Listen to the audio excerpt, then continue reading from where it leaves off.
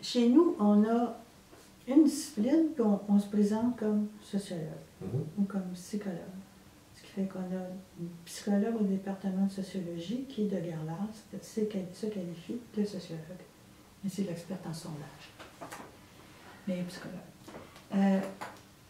Alors, chez nous, on a toujours une discipline à laquelle on s'accroche. Il y a supposément une convivialité, même si d'hostilité et d'inimitié. Alors que on a l'impression que la France, elle, est capable de fournir des intellectuels holistiques. Transversaux, vraiment. Transversaux. Edgar Morin, Michel Foucault, Pierre Bourdieu aussi. Et d'autres, là. Mais en sciences sociales, c'est très facile de devenir des ingénieurs sociaux. Maintenant, avec les chaires, avec les fonds dédiés, on en a encore reçu ce matin. Il faut s'intéresser aux Autochtones. Il n'y a jamais de fonds dédiés à des sujets dangereux. J'ai déjà dit à une jeune femme qui était musicologue, elle faisait son mémoire sur le luth. Puis c'était comme, elle me rendait toutes sortes de petits services. Puis j'ai dit, t'es donc chanceuse, Isabelle, d'être dans une discipline inutile. Parce que moi, la pression d'être utile, là, je l'ai toujours sentie. Oui? Oui. Dans la recherche de subventions? Ben, oui. Ben, c'est-à-dire, j'ai pas eu tant de subventions que ça, à part ça. Mais les gens qui en ont beaucoup, ils sont utiles selon les règles institutionnelles.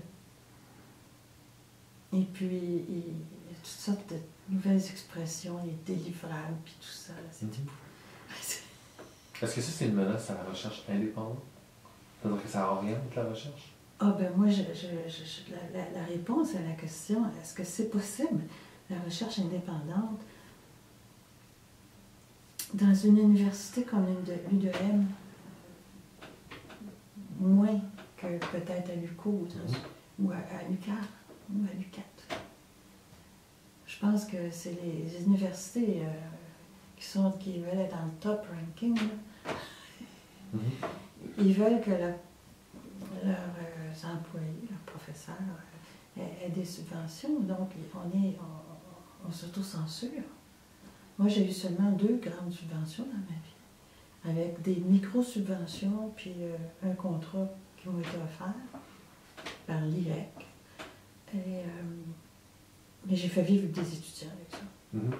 Puis les micro-subventions, des crèches coupées en morceaux, 5 000 $, j'en avais chaque année.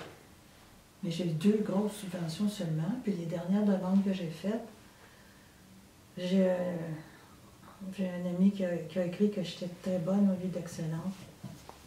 Puis moi, j'ai mis très bonne à quelqu'un de l'UQAM. Puis la fois d'après, elle ne l'a pas eu. La fois d'après, j'ai mis excellente. J'ai l'impression que nos évaluations sont traitées pas mal à la va-vite. Oui. Et donc, c'est la période étudiante qui est la période, en principe, la plus libre, la moins contrôlée. La moins contrôlée, non pas dans le sens que les profs se désintéressent de leurs étudiants, la moins contrôlée dans le sens qu'ils ont le choix du sujet.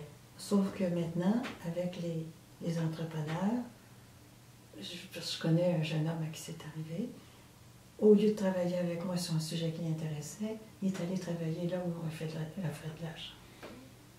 Donc, même les étudiants brillants peuvent être l'objet de prédation.